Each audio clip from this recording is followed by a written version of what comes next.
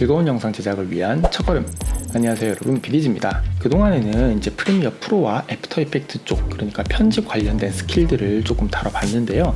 이제부터는 간간히 한 번씩 이 촬영에 관련된 이야기도 좀 다뤄보려고 합니다. 내가 영상을 제작하는 사람이라면, 그리고 카메라를 다루고 촬영을 하는 사람이라면 꼭 알아야 되는 그러한 기본적인 지식들과 여러가지 장비들에 대해서 한번 다뤄보려고 합니다. 해서 영상 제작을 시작하는 분들에게는 아마 많은 도움이 될 거고요. 어느 정도 기본적인 지식을 갖추고 있다고 하더라도 한번 보시면은 약간 헷갈렸던 그러한 개념들을 잡는데 좀 도움이 되지 않을까 싶습니다. 그래서 오늘은 그 첫 번째 시간으로 영상의 해상도와 프레임 레이트라는 개념에 대해서 배워보고 그 두 가지를 카메라에서 어떻게 세팅을 하는지 한번 알아보도록 하겠습니다. 비디지의 촬영 이야기 지금 시작합니다.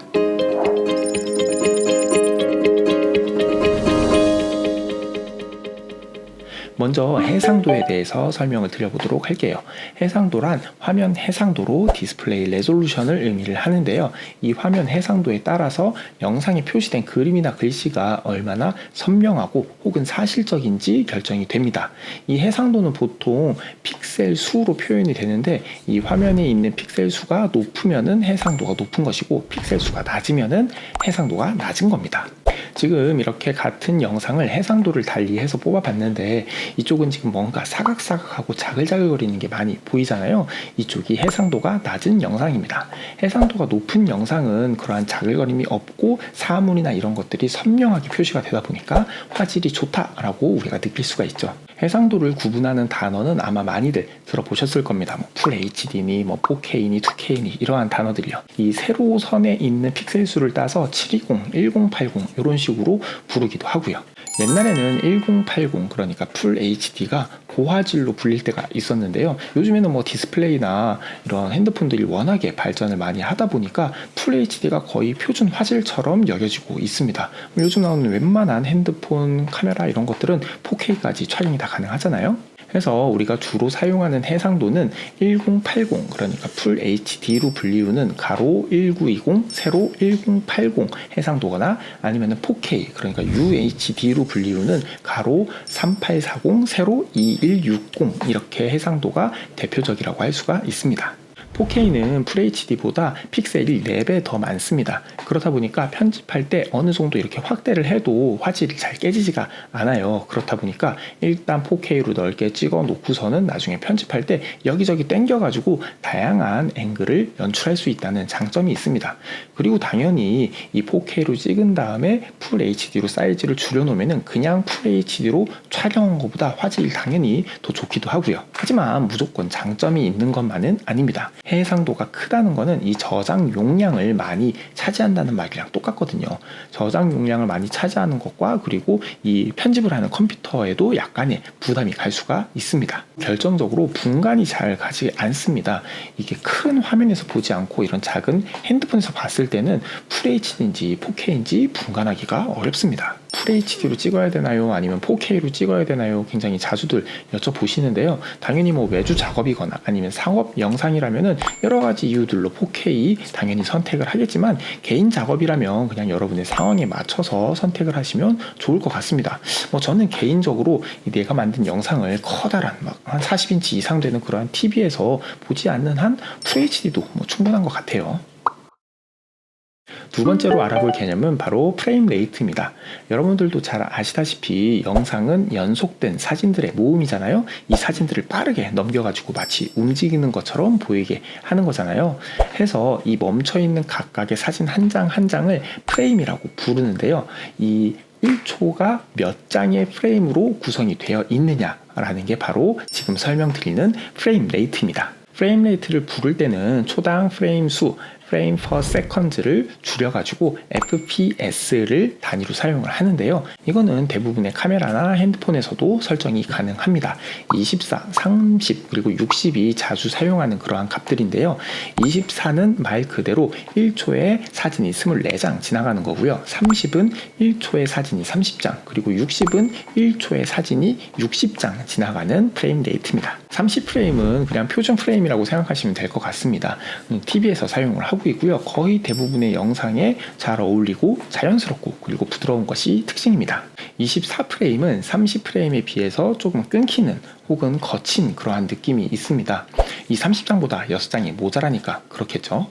이 영화나 뮤비 혹은 광고처럼 영상미를 추구하는 곳에서 사용이 된다고 잘 알려져 있는데 사실 느낌이 조금 다르다 뿐이지 24프레임으로 찍는다 그래서 없던 영상미가 막 절로 이렇게 생겨나지는 않습니다.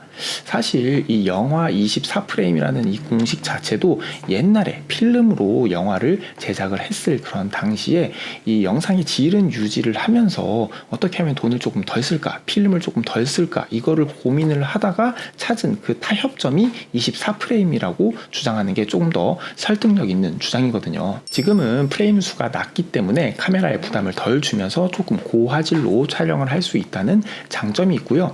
30프레임이나 60프레임보다는 파일 이 크기도 작다라는 그러한 장점이 있습니다. 그리고 자세히 들여다보면은 분명히 30프레임과 24프레임은 이 느낌 자체가 다르거든요. 그러니까 요거는 보신 다음에 이건 좀 나랑 스타일이 좀 맞는 것 같다 하는 그런 개인 취향에 맞춰서 선택을 하시면 좋을 것 같습니다. 60프레임은 1초를 구성하는 그 프레임의 수가 60장이나 되다 보니까 세세한 움직임까지 표현이 가능합니다. 그래서 이 스포츠 중계라든지 아니면 게임 콘텐츠에 많이 사용이 되고 있어요. 간혹 이제 웹 예능 같은 그러한 콘텐츠들도 유튜브에 이제 60프레임으로 올라오긴 하는데 아직 익숙하지 않아서 그런지 보면은 조금 낯설더라고요. 사실 60프레임은 이 60프레임짜리 콘텐츠를 뽑기 위해서 찍기보다는 슬로우 모션을 사용하기 위해서 많이 사용하는 프레임 레이트입니다. 예를 들어서 30프레임, 그러니까 1초에 30장짜리 영상을 50% 절반의 속도로 낮춰버리면은 1초에 사진이 15장이 쓰이잖아요. 그러면 굉장히 툭툭툭 끊기는 그러한 느낌이 들어요.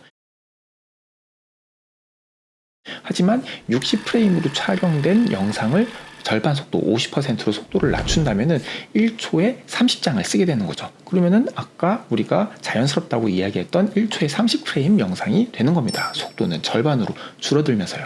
그러면 굉장히 자연스러운 슬로우 모션 영상을 얻을 수가 있습니다.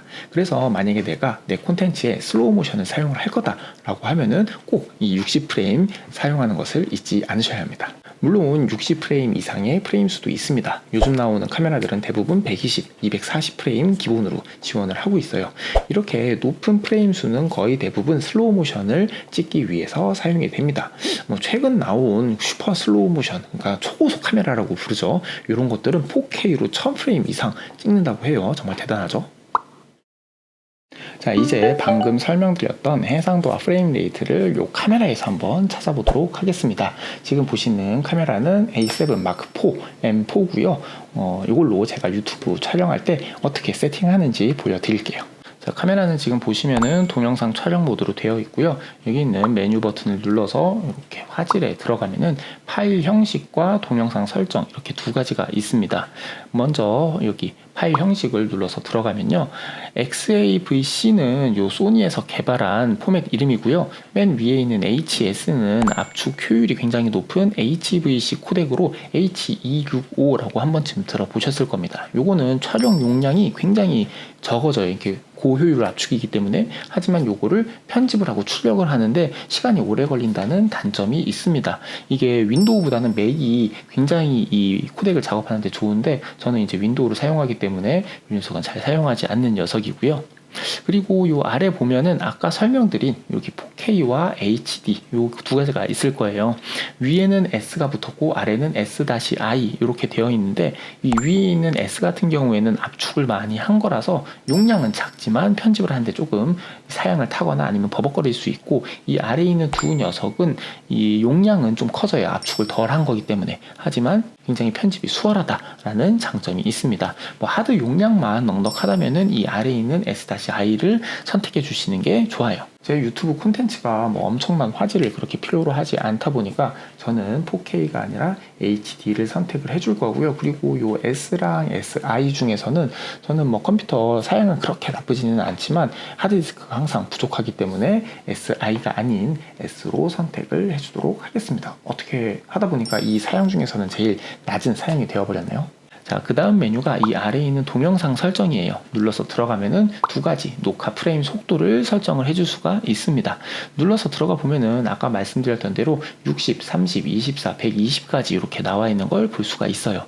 이 제 콘텐츠 같은 경우에는 슬로우를 쓸 일이 없거든요. 그러다 보니까 그냥 30프레임을 선택을 해줄 거예요. 사실 이 화질을 결정짓는 거는 이 아까 말씀드렸던 해상도도 중요하지만 이 아래에 있는 녹화 설정도 굉장히 많이 영향을 미칩니다. 저는 요거 눌러서 들어가 보면 이렇게 여러 가지 옵션이 있는데 가장 위에 있는 50MB 422의 10비트를 선택을 하겠습니다. 여기 있는 것들을 하나하나 다루기 시작하면 설명해야 될 게 굉장히 많아지거든요. 그래서 요거는 다음 기회에 다루도록 하겠습니다. 간단하게 이 50은 비트레이트를 이야기를 하고요. 그리고 여기 가운데 있는 422은 컬러 샘플링, 마지막은 이제 비트의 심도, 색 표현을 얼마나 이렇게 깊게 다양하게 할 거냐를 얘기하는 건데 요거는 다음 콘텐츠에서 기회가 있다면은 꼭 다뤄보도록 하겠습니다. 저는 그래서 5422 10비트 맨 위에 있는 것을 설정을 이렇게 해주도록 하겠습니다. 이렇게 하면은 유튜브 촬영 세팅이 완료가 됐습니다.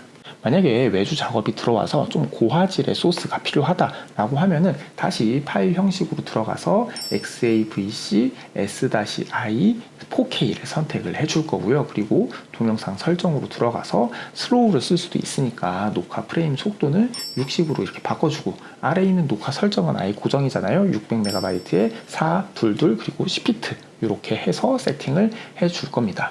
이런 식으로 상황에 맞춰 가지고 설정을 변경을 해줘야 좀 더 효율적으로 작업을 할 수가 있습니다.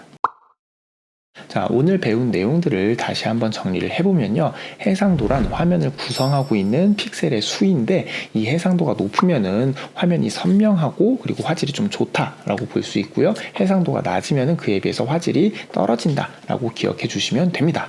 우리가 주로 사용하는 해상도는 Full HD와 4K 이렇게 두 가지가 있는데 뭐 커다란 화면으로 보거나 아니면은 돈을 받고 제작하는 그러한 외주 영상인 경우에는 당연히 4K를 선택을 하겠지만 그냥 작은 핸드폰으로 보거나 개인 작업 같은 경우에는 풀 HD도 충분하다라는 거 기억해 주시면 되고요. 프레임 레이트는 영상 1초에 사용되는 사진의 개수인데 24, 30, 60이 주로 사용되는 값이고요. 제일 무난한 거는 30프레임 그리고 슬로우를 사용한다라고 하면은 60프레임 그리고 좀 독특한 느낌을 원한다라고 하면은 24프레임 이렇게 기억을 해주시면 되겠습니다. 오늘은 이렇게 해상도와 프레임 레이트에 대해서 한번 알아보고 카메라에서 어떻게 설정하는지도 한번 다뤄봤습니다. 영상이 어떻게 도움이 되셨나요? 요즘에는 이 영상 제작의 진입 장벽이 낮아졌어요. 그래서 누구나 이제 쉽게 시작을 하다 보니까 이러한 중요한 개념들은 조금 건너뛰고 재미가 없으니까 당장에 뭔가 이런 편집 기술이라든지 아니면 뭐 그런 것들 위주로 먼저 익히시는 분들이 많더라고요. 물론 재미가 중요하니까 잘못된 방법은 아닙니다. 하지만 좀 길게 이 영상 제작을 내가 좀 오래오래 길게 내 직장으로 직업으로 하고 싶다라고 하는 분들은 이러한 기본적인 개념들을 탄탄하게 다져두시면은 나중에 분명히 도움이 될 겁니다. 오늘 영상은 여기까지입니다. 모든 분들이 즐거운 영상 제작하기를 바라며 지금까지 BDG였습니다.